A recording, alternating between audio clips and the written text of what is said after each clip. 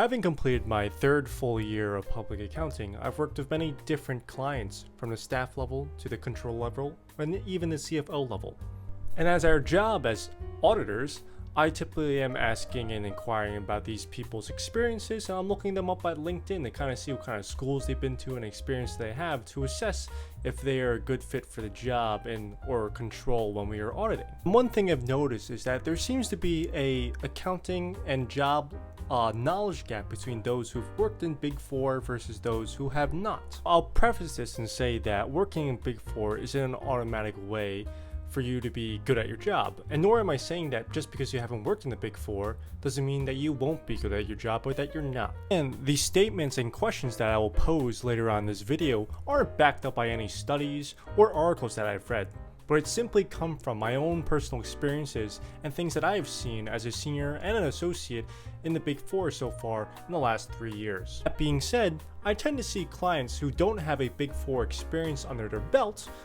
They tend to have a harder time providing the appropriate audit support that we auditors will request, and or explaining their business and accounting processes to us when we ask them about it, to gain an understanding for ourselves. An example of what I'm talking about is when I was an associate last year and talking to the controller of a company, I asked him to see their expense support to back up this expense entry that they had booked. Normally, when I say something like support for an expense entry, I'm looking to see an invoice to help prove that this expense actually exists, and payment support to see that the company had in fact paid it all and cash should be appropriately credited. Basically, source documents that help us understand that, hey, this entry is appropriately booked. However, the controller in this instance provided me the journal entries, which was simply a debit to expense and a credit to cash, which shows me, cool, yep, you posted it, and I already know that because I have a GL, but it's not support as to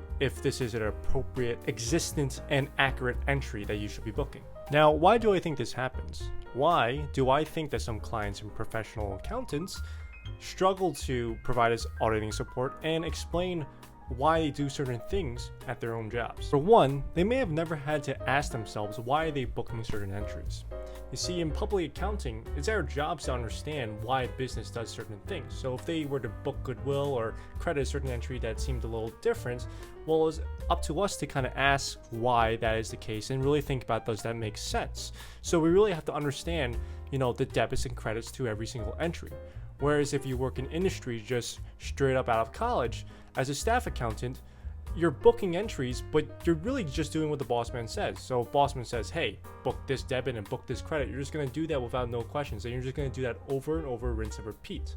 So you're just doing a task manually, whereas in audit, you're really asking, it might be the same thing in the sense that you're doing the same thing over and over, but you're just asking over and over, why are you doing this? Does this make sense? And you should be able to document that so you can explain it to the managers and partners. So they have no questions and can clearly say like, yep, you understand it.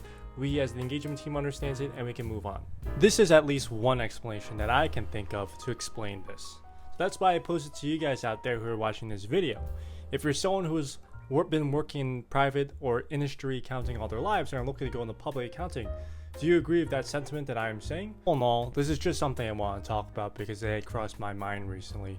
It makes me think that those who go into Big Four accounting, you're going to have a leg up when you go into industry, because during auditing and being in the public accounting in the Big Four especially, you're really forced to think about, why are certain things happening? How do companies do it differently from their competitors or from what other people in their industry do? I think that's going to give you a really competitive leg up for when you're going to industry accounting as a manager or a controller or a CFO. With that being said, I appreciate you guys sticking to the end of this video.